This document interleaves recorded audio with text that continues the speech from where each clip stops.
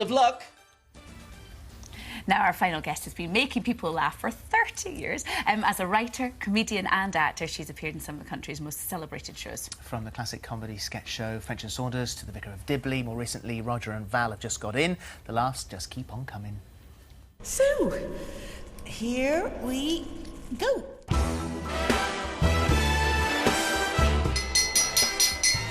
Morning, lover! Lovely night, Vicar. Two grown people having a row about fish fingers. This is Freddie. How do you know it's a boy? Because he's my little Freddie, and that's what I wanted. Is that all I can do for you today? Ricky says I'm sex on legs. Reading the signs of my body. It's a new dawn, it's a new day, it's a new life, it's a new life for me.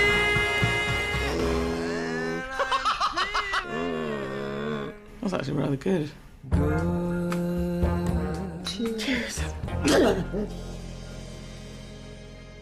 And she joins us now. What a pleasure to have you That's great here. to see that. Thank you for doing that. Brilliant shows, aren't they? You kind of forget, you go, oh my goodness, there was that one and that one. Yeah. Well, yeah, is it that's fun. true that you're turning down TV work now to concentrate on the writing? Well, that is true, yes, because I'm halfway through my second novel at the moment, and I am longing to get back to it. I cut it off in order to come up to London to make Roger and Val have just got in Series 2, which I just finished making on Friday.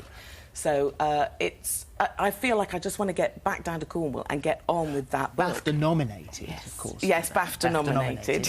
and I suppose you've got to work around Alfred Molyneux for that. Yes, when I have. His schedule. I have, and you know he's a Hollywood actor, and he could only come over for 7 weeks, and really it's a 9-week shoot, so we just have to pack it all in. You must be thrilled with the success of that because it's your creation as well. It is. It was an idea I had to do something set in real time with just 2 actors, kind of grown up, age appropriate. Imagine that for me.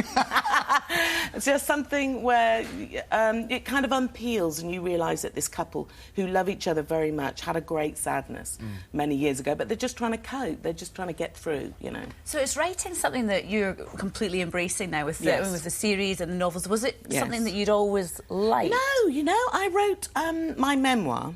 And I was slightly dreading doing that because I thought, oh, I've got to be in a room on my own. And I work with other people, you know, I work with Jen and the comic strip, and I like working, you know, in groups or in partnerships. But when I sat down to write that memoir, I suddenly realised I was completely in charge. And being a bit of a control freak, I thought, I actually love this. Are you disciplined? Yeah. I do kind of office hours. I'm at my desk by 9 in the morning, and I try to finish at 5. I have an hour off at lunchtime to watch lunchtime telly. Do you never have a moment where you're like, I really don't know what to write today? I do have that, but you push through. I read that Graham Greene said just write anything to get you going. And then you can go back. And then you go back if you need to. Actually, you rarely do go back because you work hard at those first few sentences each day. And then, I of course, write with a pencil, of course. I was going to say, Yes. most people would think you'd be sitting down there, you'd be tapping on your state-of-the-art laptop and sending it off to them. No. I just haven't done it yet. I mean, I'm aware that I'm a complete Luddite here. I'm a huge dinosaur when it comes to this. I've just never crossed the barrier into it. I don't like the look of them. I don't like the way they've stolen all my time from my kid. You know, she's always on it. People are on it all the time and don't speak to each other. How does this make you feel, Dan? Yeah, I'm just quite scared. Yeah, I mean, it took me a while to get a mobile phone. But I am pathetic. I'm aware of that.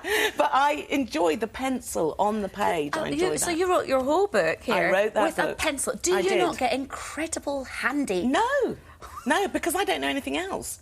I suppose people who get tippy-tappy pain, you know, they might have that, mightn't they, if they work on... So someone is then given your writing? Yes, there are saintly people who are given pages of it who then will type it out. My PA, Sue, What's your writing types like? it out.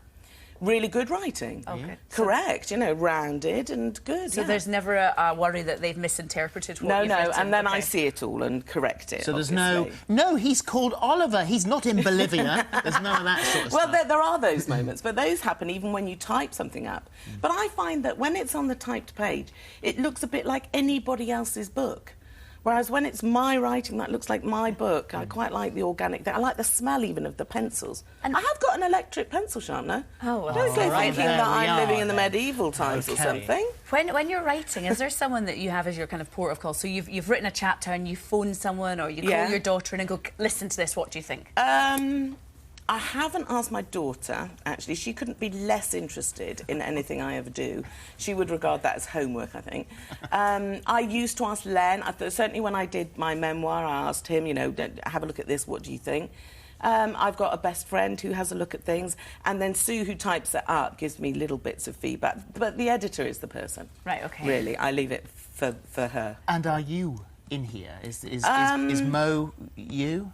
Mo is not me. She is a woman kind of my age, and I've tried to write in this book about a woman who feels a little bit invisible, and she's at a kind of dangerous age where if somebody pays a bit too much attention to her outside the marriage, she could get a bit giddy. And that's what starts to happen to Mo in this book. And that's a threat to their whole family.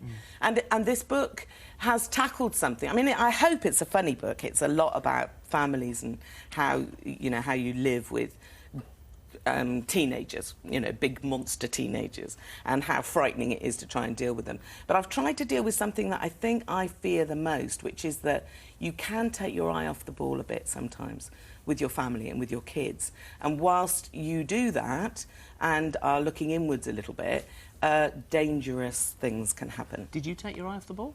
No, I didn't. I don't think I did.